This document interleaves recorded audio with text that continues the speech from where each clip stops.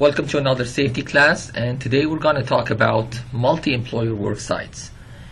In many cases, actually in most of the cases, you're going to have several contractors working on the same site, contractors, subcontractors, maybe prime contractors, multi-prime contractors, and they're going to have different operations taking place at the same time. So what if there's a safety violation? Which one should be cited for that safety violation? If more than one are involved in the same operation, the same location, again, how are things going to be sorted out? So this is primarily the subject of our lecture today. According to OSHA, there are 4 different types of employers. And these are the controlling employer, who is responsible for and has the authority to control conditions on the website. So if, for example, we have one general contractor or one prime contractor, then in this case that would be a controlling employer. The second one is a creating employer, who's an employer whose employees created the hazards. Let's say, for example, there was an electrical cable that was left exposed, not properly insulated or not properly protected, and that was due to the work of the electrical subcontractor. So in this case, the electrical subcontractor would become the creating employer. The third one is the exposing employer, an employer whose employees are exposed to the hazards. Let's say we have another mechanical contractor working in the same area where that electrical cable exists. So in this case, the employees of that mechanical contractor are going to be exposed to the hazard of electrocution, and the mechanical contractor would in this case become the exposing employer. The fourth and last one is the correcting employer, which is the employer who has the responsibility for actually correcting the hazard. In this case, one of the top 2 is going to be the correcting employer. It might be either the controlling employer, because he's the one in charge, he or she is the one in charge of the whole site, or it could be the creating employer, the one who created that hazard in the first place. So normally citations are issued to the exposing employer, the one that caused the hazard, those whose employees are exposed to hazards.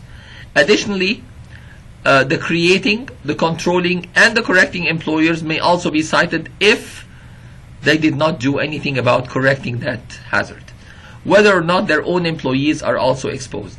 So the first one to be cited is going to be the exposing employer. In this case, it's going to be the mechanical contractor, because they saw the cable, they exposed their employees to that electrocution hazard, and they did not do anything about it. Someone might say, what can they do about it? They're not the electrical contractor, the creating contractor, they're not the controlling contractor, which is the general contractor.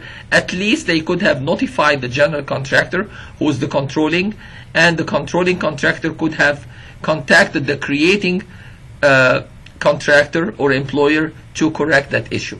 But since they did not act, that is their share of the blame. The exposing employer is normally cited, but that employer may have a legitimate defense to the citation. If the exposing employer can meet all 5 of the following conditions or defenses, then that exposing employer shall not be cited, and in this case it might be the creating and the controlling contractors or employers who are going to be cited. What are these 5 defenses? Well, the conditions for an exposing employer's defense against citation. First, he or she did not create the hazard. So the employer did not create the hazard.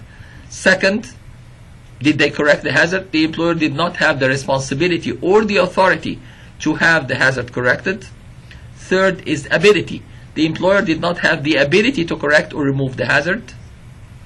Fourth, notified others. Did he notify others? The employer notified others, the creating and the controlling and or the correcting employers, about the hazard to which his or her employees are exposed.